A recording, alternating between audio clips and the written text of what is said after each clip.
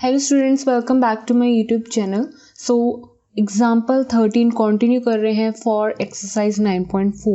I hope आपने सबने previous video को ज़रूर देखा है। So let's see, find the equation of a curve passing through the point this given that the slope of the tangent to the curve at any point this is this. So first of all हम इस exercise 9.4 में find कर रहे हैं अपना general solution, और या फिर अगर हमें जैसे यहाँ पे पॉइंट गिवन होता है, कंडीशन गिवन होती है कि आपको पर्टिकुलर फाइंड करना होता है सोल्यूशन। जब आपको पॉइंट गिवन होता है, point in the sense X and Y की वैल्यू, आप लास्ट में जो भी आपकी वैल्यू आती है, आंसर आता है, उसमें जब आप एक्स एंड वाई की वैल्यू को प्लॉट करते हैं तो आपके पास कांस्टेंट की जो वैल्यू आती है, वो जनरल सोल्यूशन में जो कांस्टेंट वैल्यू होती है उसमें जब आप वैल्यू डाल देते हैं न्यूमेरिक, तो वो बन जाता है आपका पर्टिकुलर सोल्यूशन, राइट। तो यहाँ पर आपको भी पॉइंट गिवन है, आपको अल्टीमेटली जनरल सोल्यूशन तो फाइंड करना ही करना है। उसके बाद जो भी आपका जनरल सोल्यूशन आएगा उसमें जो भी कांस्टेंट वैल्यू होगी, पूरी इक्वेशन में हम क्या करेंगे, एक्स की वैल्यू पुट करेंगे, वाई की वैल्यू पुट करेंगे।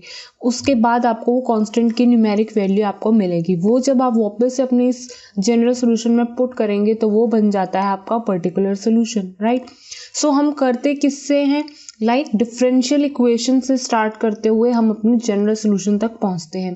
तो यहाँ पे जो एग्जांपल 13 एंड जो नेक्स्ट एग्जांपल 14 है, उसमें आपके पास जो स्टेटमेंट है यहाँ पे गिवन, वो एग्जैक्टली थोड़ी सी आपको सिमिलर लगेगी जैसे आपने चैप्टर 6 में आपने स्टडी किया होगा, right. And everybody knows that कि आपके पास टेंजेंट टू द कर्व का मतलब क्या होता है, चैप्टर 6 में वो सबने पढ़ा है, right. So that means dy/dx की वैल्यू आपको गिवन है, दैट मीन्स दिस। सो यहाँ पे आपको एग्जाम्पल 13 में डायरेक्ट वैल्यू नहीं दी हुई है डिफरेंशिएशन इक्वेशन की, right.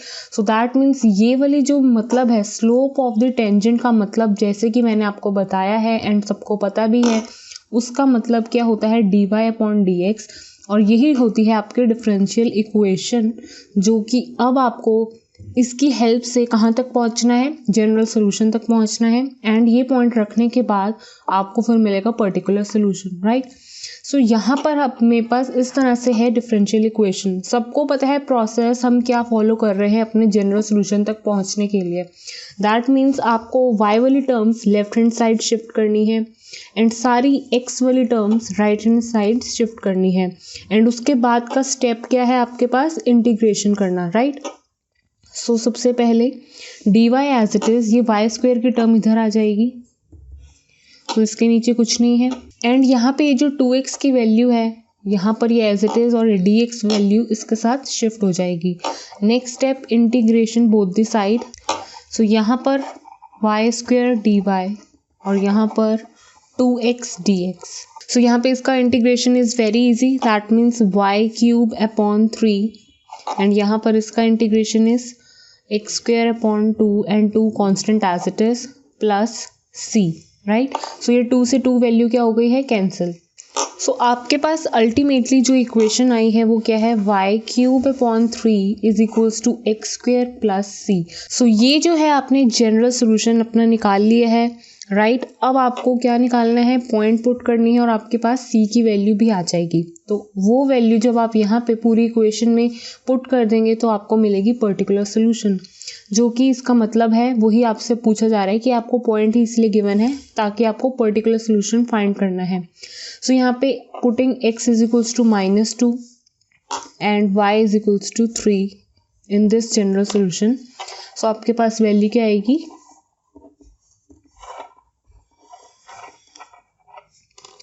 So this is 9, this is 4 and यहाँ से आपके पास c की वैल्यू क्या आ रही है, 5। सो आपका फाइनल पर्टिकुलर सोल्यूशन क्या होगा, simply y³ equals to x² plus 5। So this is the final answer they are asking in example 13। बहुत ईजी था। Now let's see example 14।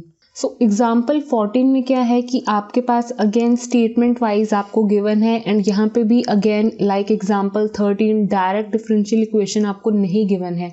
So that means with the help of given statement आपको first of all differential equation खुद से generate करनी होगी that values and उसके बाद आप जो प्रोसेस है पूरा differential equation two general solution वो आपको फॉलो करना है, राइट.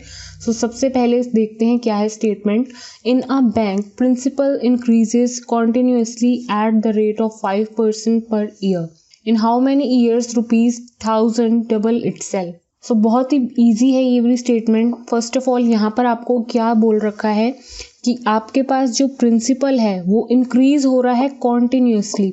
अगेन चैप्टर 6 जिन्होंने पढ़ रखा है उनको यहाँ से पता चल जाएगा कि इंक्रीज हो रहा है कॉन्टिन्यूसली एट सम रेट. ये एक्सरसाइज 6.1 की तरह है. आपके पास स्टेटमेंट्स गिवन होती थी, आपको फाइंड करना होता था, राइट. सो उसी की तरह से जो चेंज है चाहे वो इंक्रीजिंग में है लेकिन ये है तो चेंज. और चेंज का मतलब क्या था चैप्टर 6 में? That means change means differentiation. So यहाँ पर हमने क्या करना है, क्या चेंज हो रहा है? आपका प्रिंसिपल चेंज हो रहा है. So let P be the principal first of all. So हमने लेट कर लिया है पी, प्रिंसिपल हमारे पास P है, ठीक है. सो अब हमारा जो प्रिंसिपल है वो एग्जैक्टली इंक्रीज हो रहा है, कॉन्टिन्यूसली इंक्रीज हो रहा है. कौन सी रेट पे इंक्रीज हो रहा है? 5% इंक्रीज हो रहा है पर ईयर, टाइम के साथ साथ. दैट मीन्स पर ईयर के हिसाब से वो कैसे चेंज हो रहा है? 5% इंक्रीज हो रहा है. सो हमारे पास प्रिंसिपल चेंज हो रहा है. सो दैट मीन्स चेंज भी इसी का ही है with respect to time. Rate of change in principal with respect to time. So इसका मतलब इस तरह से होगी आपके पास differentiation terms, right. So dP कैसे चेंज हो रहा है? ये 5% किस पे? प्रिंसिपल पे ही लगेगा, राइट. सो ये जो हमारा प्रिंसिपल है वो 5% के हिसाब से 5% के रेट के हिसाब से वो इंक्रीज हो रहा है. तो यहाँ पे जो मैंने आपको लिखा है दैट मीन्स ये इसका मतलब इन स्टेटमेंट वही है. दैट मीन्स जो आपका प्रिंसिपल है rate of change of principal with respect to time, time के ही साथ ही इंक्रीज हो रहा है तो इसलिए T with respect to T है, राइट. एंड यहाँ पे प्रिंसिपल पे एग्जैक्टली 5%. सो इसको हम कैलकुलेट करेंगे तो आपके पास ये जो टर्म्स हैं, एक डिफरेंशियल इक्वेशन जनरेट हुई है वो आप क्लियरली देख सकते हैं. That means P/20 dP upon dt is equals to P/20. So exactly यहाँ पे जो आपके पास स्टेटमेंट गिवन थी उसकी हेल्प से जो आपको डिफरेंशियल इक्वेशन जनरेट करनी थी वो एग्जैक्टली ये आपके पास आ चुकी है. अब आपको पूछा गया है कि आगे how many years rupees 1000 double itself. तो इनिशियली आपके पास जो प्रिंसिपल है वो क्या है? 1000. वो आपसे पूछ रहे हैं कि ये जो 1000 है ये डबल कैसे होगा? Double means 2000. 1000 का डबल इज 2000. तो वो पूछ रहे हैं कि कौन से, कब तक, ऐसा कौन सा टाइम है कब तक आपके ये जो प्रिंसिपल है वो 2000 हो जाएंगे. तो लास्ट में आपको टी फाइंड करना है कब? जब आपका ये डबल होगा, राइट. सो ये पूरा प्रोसेस अभी हम देखते हैं स्टेप बाय स्टेप. आपसे वैल्यू आ जाएगी वो कैसे, वो आपको कंडीशन दे रखी है. अभी आपके पास 1000 है इनिशियली, कब? जब आपके पास 0 टाइम पे आपके पास अभी प्रिंसिपल जो है वो 1000 है ऑलरेडी. कब? जब आपका टाइम 0 है. आपसे तब पूछ रहा है वो टाइम कब? जब आपका प्रिंसिपल क्या हो जाएगा? 2000, right. So first of all जो प्रोसेस है जनरल इक्वेशन आपको चाहिए, राइट, वो आपको कब मिलेगी? जब आप इसको इंटीग्रेट करेंगे. So integration both the sides. So यहाँ पे dp as it is. So first of all integration से भी पहले आपको क्या प्रोसेस करना होता है? सारी p की टर्म्स एक साइड एंड ये जो टाइम है वो एक साइड को आप कर सकते हो. सो यहाँ पे dt/20. अब इस पे इंटीग्रेशन भी लग चुका है. सो यहाँ पर आपके with respect to p parameter है तो with respect to p integrate होगा. यहाँ पे पैरामीटर t है. सो यहाँ पे कुछ नहीं है, ये पूरी एक टर्म कांस्टेंट है. तो मतलब 1 का समझ लो हमें क्या करना है? इंटीग्रेशन.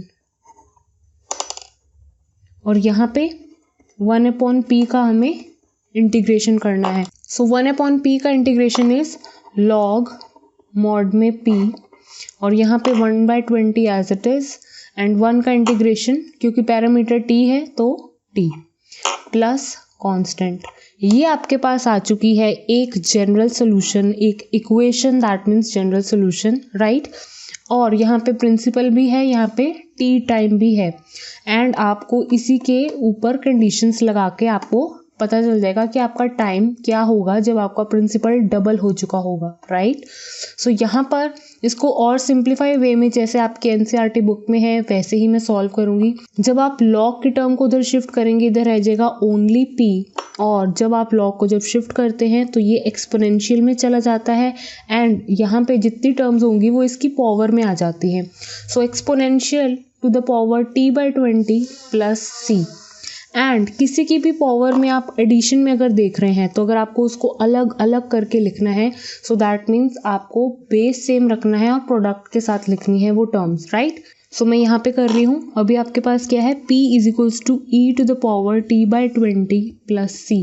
इनको आप स्प्लिट करके लिखेंगे, दैट मीन्स e की पावर t/20 प्रोडक्ट में e to the power c। ये पूरी टर्म क्या है, एक कांस्टेंट है, ठीक है। एक्सपोनेंशियल के ऊपर एक कांस्टेंट टर्म, ये पूरी टर्म क्या है, आप इसको एक नेम दे सकते हो, कुछ भी, आप कैपिटल C1 लिख सकते हो।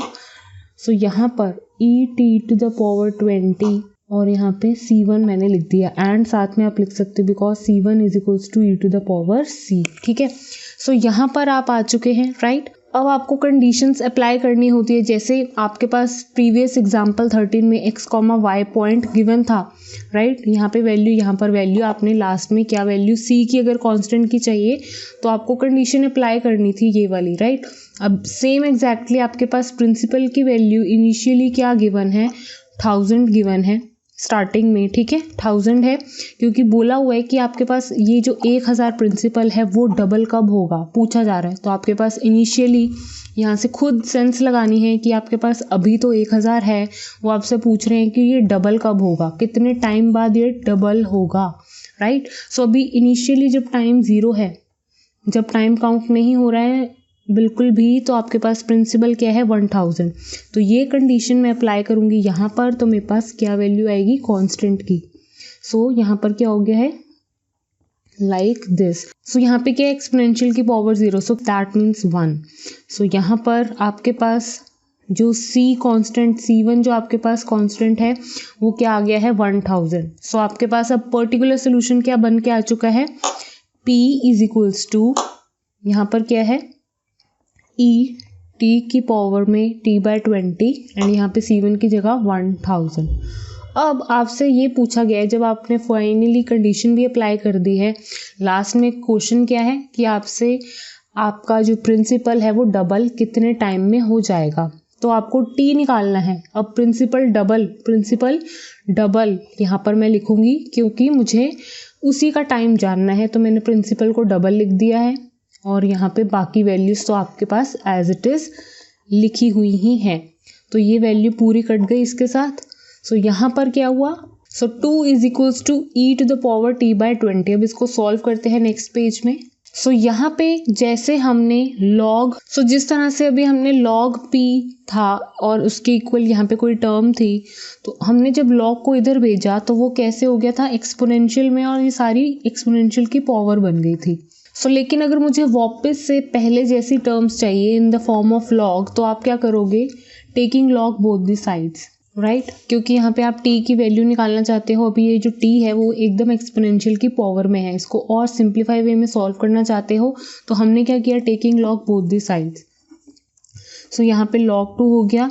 जैसे ही log के साथ साथ यहाँ पे e आया, राइट, तब यहाँ पर क्या हो जाएगा, ये एग्जैक्टली कैंसिल हो जाएगा। log e का मतलब क्या होगा, ऑलमोस्ट कैंसिल हो जाती है टर्म्स, राइट। सो यहाँ पर क्या हो गया, अल्टीमेटली 1 ही रह गया। सो log 2 यहाँ पर क्या रह गया, सिर्फ अब t टू द पावर 20, क्योंकि ये पूरा क्या हो गया 1, राइट। सो यहाँ पर ये 20 इसके साथ शिफ्ट हो जाएगा उधर जाके, लाइक दिस, और ये आपके पास फाइनली t की वैल्यू आई है 20 log 2। So this is the final answer. So वो यही टाइम आपसे पूछ रहा था, राइट। सो इस टाइम के बाद आपका जो प्रिंसिपल होगा वो जाके होगा 1000 से 2000 का, अब जब आपका टाइम इतना निकल चुका होगा, राइट।